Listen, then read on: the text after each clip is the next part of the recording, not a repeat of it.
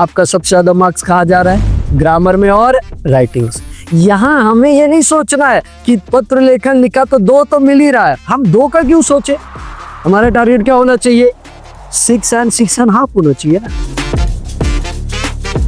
And MCQ का सबसे बड़ा घटिया वाहियात ड्रॉबैक ये कि जैसी पहली बार क्वेश्चन एमसीक्यू का रीड करोगे ना, फील होता है, मन के अंदर से आवाज आती है कि ऑप्शन ए इज करेक्ट। कैसे होगा?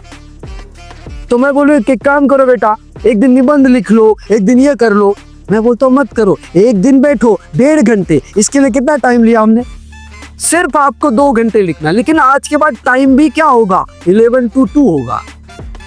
टाइमिंग क्या होगा? 11 to 2। क्यों? क्योंकि हमने अब तक की अपनी स्कूलिंग लाइफ में या तो सुबह हमने पेपर लिखा या तो हमने शाम में पेपर लिखा। इस टाइम पे कभी हमने पेपर लिखा है क्या?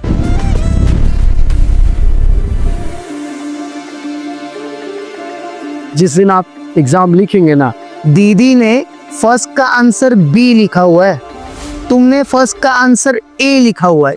उसने बोला भी नहीं कि मेरा पेपर देखकर आंसर चेंज कर दे अपना, बट फिर भी हमने ऐसा कोपचे में से उसका आंसर देखा, अपने को पता चल गया उस दीदी ने आंसर बी लिखा है। हम उसके इन्फ्लुएंस में आकर अपने ए को कट करके आंसर लिख देते हैं बी। फिर एंड में चेक करो कि अगर आपने टाइम के हिसाब से चीजें नहीं लिखी तो आपके कितने मार्क के क्वेश्चन क्या हो गए?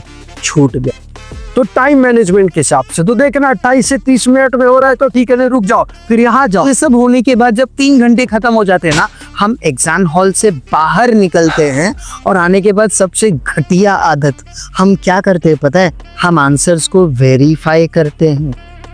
इसका कोई आउटपुट निकलने वाला ही नहीं। भले तुमको अगर पता भी चल जाए तुम्हारा आंसर करेक्ट है तो खुशी मिलेगी, अगर पता चल जाए आंसर गलत है तो दुख होगा। लेकिन ये दोनों सिचुएशन में क्या पेपर का लिखा हुआ आंसर बदल जाएगा? इसका मतलब ना उसको डिस्कशन करना इज वेस्ट ऑफ टाइम।